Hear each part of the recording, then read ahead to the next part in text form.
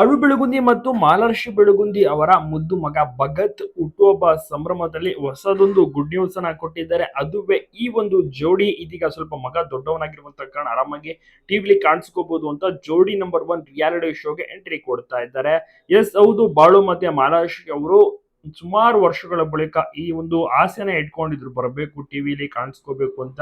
ಅದೇ ರೀತಿ ಒಂದು ಒಳ್ಳೆ ವೇದಿಕೆ ಸಿಕ್ಕಿದೆ. ಸರಿಗಮಪ ಬಳಿಕ ನೋಡಿ ಅದೇ ಒಂದು ಚಾನೆಲ್ ನಲ್ಲಿ ಈಗ ಜೋಡಿ ನಂಬರ್ 1 ವೇದಿಕೆ ಕರೆದಿದ್ದಾರೆ. ಬಾಳು ಮತ್ತೆ ಮಾಲಾಶ್ರೀ ಅವರು ಸಹ ಇದರಲ್ಲಿ ಜೋಡಿಯಾಗಿ ಬರ್ತಾ ಇದ್ದಾರೆ.